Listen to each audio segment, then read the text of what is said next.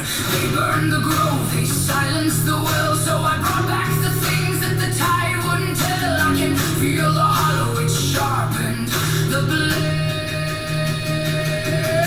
Roll through the wreckage, sharpen the tool. Vengeance is age, like a bitter truth. Skullguard remembers, the red water flows. The blood is the only thing left that grows.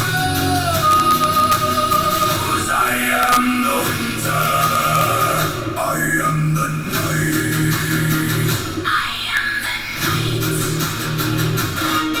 Oh!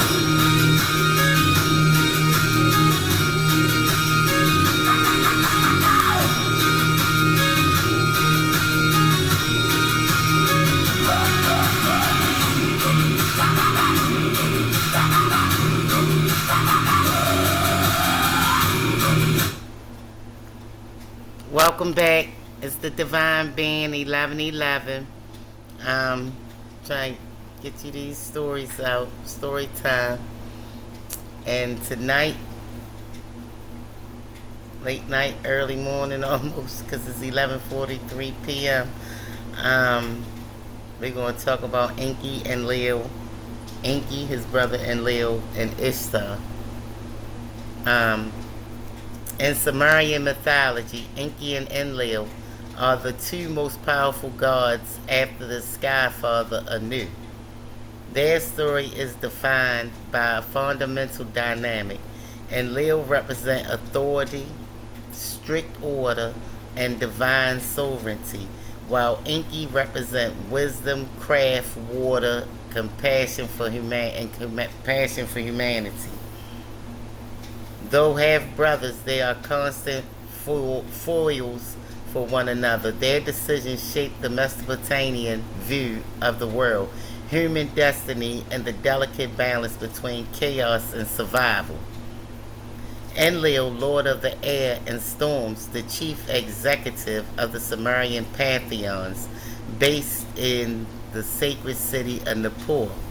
He held the tablets of destinies, which dictated the universe's cosmic laws. Enlil valued discipline, heresy, viewing humans primarily as servants created to relieve the gods of labor. So you got Enlil, he thinking, he above everything and everybody, and that humans ain't nothing but servants to him. While Enki, lord of earth and fresh waters, based in Eridu, Enki ruled the Abzu, the subterranean waters, ocean under the earth. He was the god of magic, engineering, trickery, and intellect. Unlike Enlil, Enki felt a deep personal kinship with mankind. The creation of mankind, Enki and Before humans existed, the lesser gods, e.g., were forced to do all the back-breaking physical labor for digging canals, tilling the soil. Exhausted and angry, the Iggy revolted against Enlil's authority. To prevent a divine civil war, Enki proposed a clever solution. Created a workforce to take over the divine labor. Enki, along with the mother goddess Ninmah, shaped the first humans out of clay mixed with the blood of a slain god. While Enlil gained a working population to maintain the cosmos, Enki became humanity's protector and patron. The Great Flood, the Epic of Gilgamesh. As centuries passed, humanity multiplied rapidly. According to the ancient Atrahasis epic, human noise and chaos became unbearable for Enlil, preventing him from sleeping. Plagues and drought. Enlil sent severe droughts, famine, and plagues to thin out the population. Each time Enki secretly tipped off human leaders on how to make offerings to specific gods to lift the curses. The final solution, frustrated, Enlil convinced the council of gods to swear a binding oath not to warn humanity of a total global deluge that will wipe them out entirely. Enki trick. Bound by his oath not to speak directly to humans, Enki went to the reed wall of the house where his devoted followers, Artrahis, known in versions as Zu-Udra or Utnapishtim, was sleeping. Enki spoke out loud to the reed wall. Wall, listen. Reed wall, hear my words.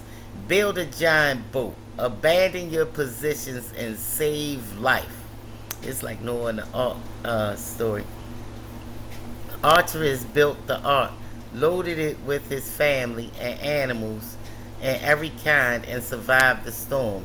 When the waters receded and Enlil saw survivors, he was furious at the betrayal.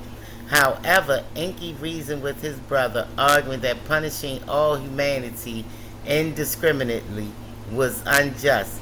They reached a compromise. Humanity would be allowed to survive, but Enki would institute measures to keep human growth in check, introducing infinite mortality, barrenness, and short lifespans.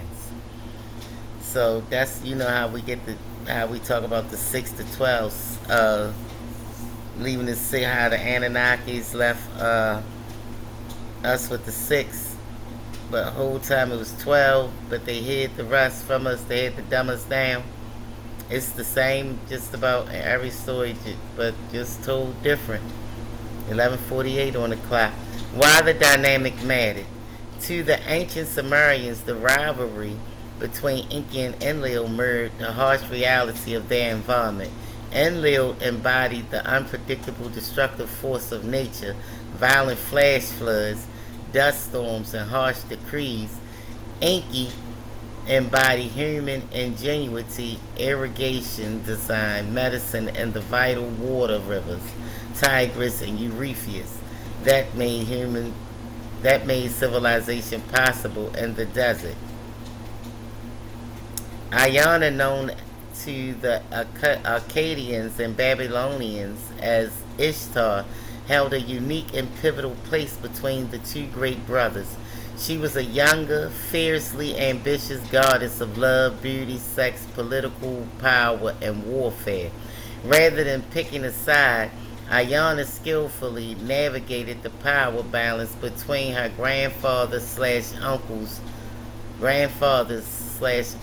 using Enki's wit and generosity to gain authority while leaning on Enlil's militarist power to back up her ambition.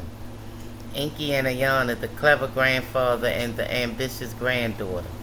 Her relationship with Enki is one of the most famous dynamics in Sumerian mythology, defined by cleverness, mutual affection, and outright trickery. The theft of the me. Iona and Enki, the me pronounced May, were the divine decrees, cosmic laws, and blueprints of human civilization, covering everything from kinship, priesthood, and justice to carpentry, weaving, and prostitution. Enki kept them locked safely in his city, Eridu. Iona wanted her own city, Europe, to become the primary cultural center of summer.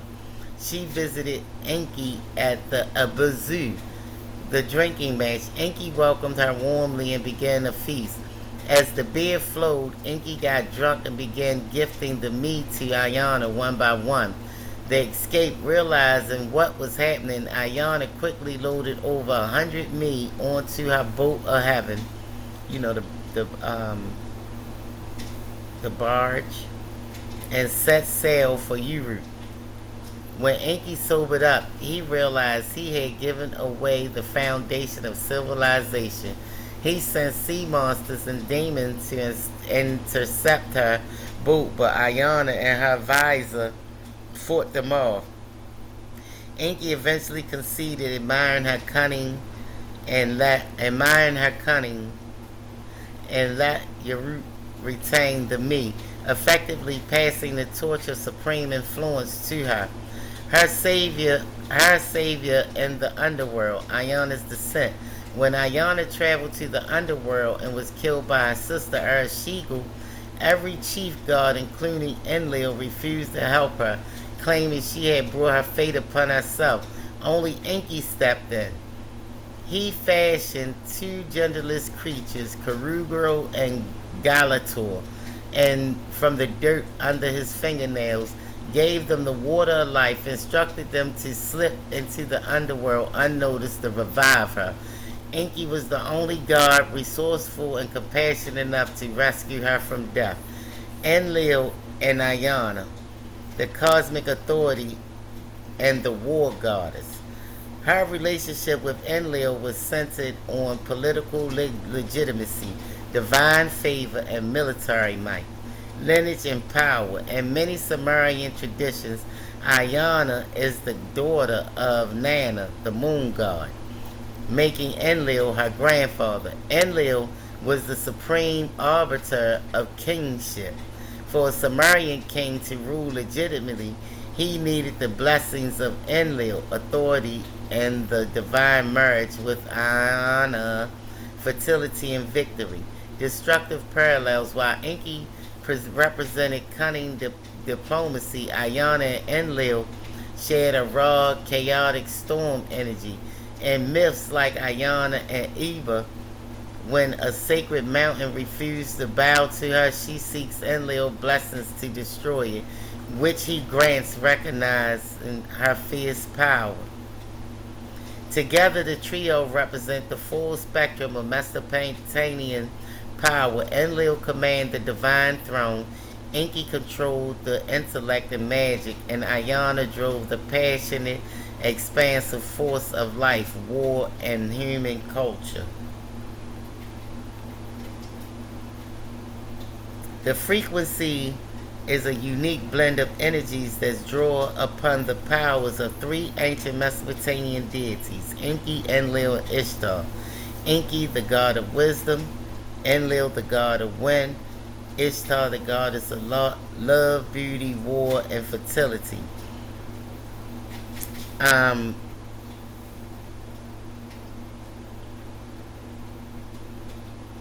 We invite you to experience the transformative power of the Enki, Enlil, and Ishtar frequency. Connect with this divine energy today and unlock your true potential. Like, share, subscribe. If it apply, let it apply. If not, pass it by. But I'm glad y'all checked in. Hopefully you like it. If not, I do. Message! Like, share, subscribe. If it apply, let it apply. If not, pass it by.